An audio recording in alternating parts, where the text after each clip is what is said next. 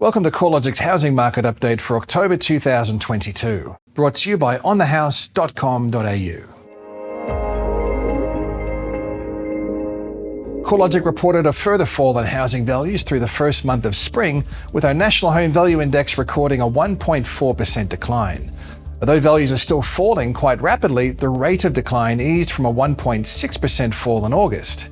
The loss of momentum in the pace of value declines was evident across most of the capital cities and broad rest of state regions, with a few exceptions, including Adelaide and Perth, where housing values have only recently started to edge lower. Although the downwards trend in housing values has decelerated, it's probably too early to suggest the housing market has moved through the worst of the downturn. Possibly, we've seen the initial shock of a rapid rise in interest rates pass through the market, and most borrowers and prospective home buyers have priced in further rate hikes.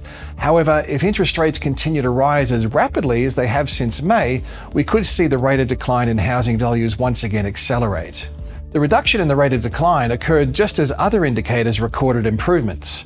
Auction clearance rates trended upwards, albeit subtly, through September, and consumer sentiment nudged a little higher as well on the back of strong labour market conditions. Unusually for this time of the year, we've also seen the flow of fresh listings continue to decrease during the first month of spring, helping to keep a lid on overall advertised supply levels. After rising 25.5% over the recent growth cycle, housing values across the combined capitals index are now 5.5% below their recent peak, or in dollar terms down approximately $46,100.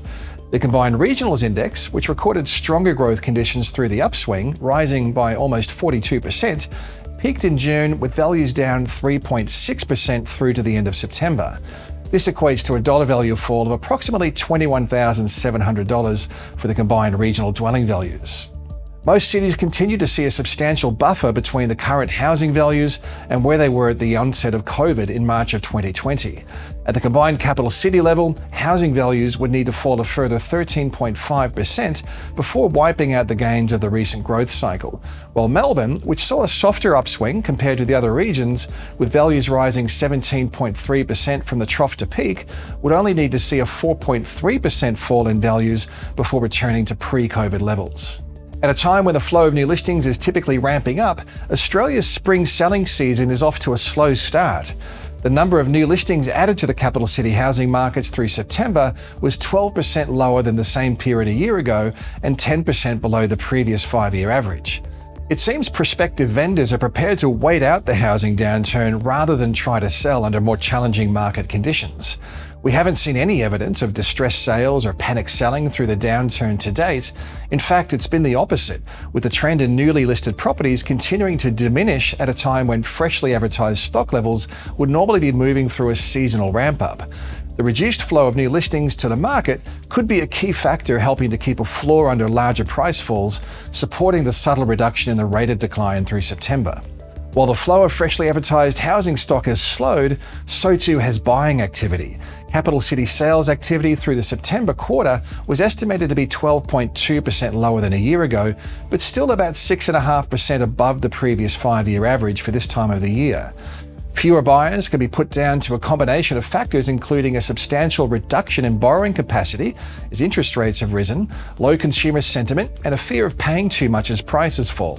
CoreLogic's national rental index increased by 0.6% in September. That's the lowest monthly rise in rent since December 2021. At the national level, rental growth moved through a peak back in May of 2022 with a 1% rise. Since that time, the monthly pace of rental growth has been easing. This trend in rent is evident across most of the regions, but has been clearest across regional Australia, where monthly rental increases have reduced from a peak of 1.4% in January of 2021 to just 0.3% in September of 2022. A gradual slowdown in rental growth in the face of such low vacancy rates could be an early sign that renters are reaching an affordability ceiling. Since the onset of COVID, capital city rents have risen by 16.5% and regional rents are up 25.1%. It's likely renters will be progressively seeking rental options across the medium to high density sector where rents are cheaper, or maximising the number of people in the tenancy in an effort to spread higher rental costs across a larger household. Adelaide home values trended lower for a second month after peaking in July. The rate of decline remains mild, however, with values down just 0.2% in September following a 0.1% decline in August. The mild decline is being driven by house values, which are down 0.5% since peaking, while unit values remain at a record high so far. Home sales are also holding up better than most cities, with the number of home sales through the September quarter estimated to be 18.5% higher than a year ago, and almost 40% above the 5-year average. Lower housing values relative to most of the larger capital cities is probably one of the factors supporting demand, along with a persistently low level of available supply, where total listings remain 41% below the 5-year average. The most important factor influencing housing markets will continue to be the trajectory of interest rates. The level at which interest rates will stabilise remains highly uncertain. The cash rate has surged 225 basis points between May and September. Interest rates haven't risen at this fast a pace since 1994, when households were arguably less sensitive to a sharp rise in the cost of debt due to lower overall debt levels. Financial markets are now pricing in a peak in the cash rate around 4.1% between June and August of next year, while private sector economists are generally less bearish, with Bloomberg recently reporting a median forecast of 3.35% as the peak cash rate in the first quarter of next year. The good news is that inflation may be moving through a peak. With the recent release of a monthly CPI indicator, it looks like headline inflationary pressures may have eased a little through the September quarter, with the ABS reporting a reduction in the annual inflation rate from 7% over the year ending July to 6.8% over the year ending August. If inflation is slowing, we could see the RBA start to ease back on the aggressive rate hiking cycle that commenced in May. Once interest rates stabilise, housing prices are likely to find a floor. Considering most economists are forecasting rates to peak through the first quarter of next year, the coming months are likely to feature further declines in home values. Strong labour market conditions should help to contain any material rise in mortgage distress. With the national unemployment rate at 3.5% in August and wages growth picking up, we aren't expecting to see a material rise in distressed listings or forced sales. We will be watching for any signs of market distress as the dual impact of higher interest rates and high inflation impact on household budgets.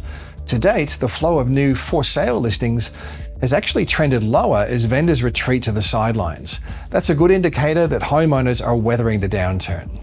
As interest rates continue to rise and inflation remains high, it's reasonable to expect that household spending will pull back. While we're yet to see any evidence that household spending is being reined in, it's likely that households will need to curtail their discretionary spending in order to maintain their debt servicing obligations, while also dealing with higher prices on non-discretionary goods such as food and fuel. For buyers, stock levels have normalized across the most expensive capital city markets, providing more choice and a better negotiation position. More broadly, the opportunity presented by lower housing prices and less competition is likely to become more attractive for buyers as the housing downturn progresses. For sellers, conditions have become more challenging amid less demand, which means pricing expectations will need to be realistic. Vendors may need to be willing to negotiate on price and ensure they have a quality marketing campaign behind the property. As we move through spring and into early summer, it will be important to see if this deceleration in the rate of decline persists. You can keep up to date with housing market trends via the research pages at CoreLogic.com.au.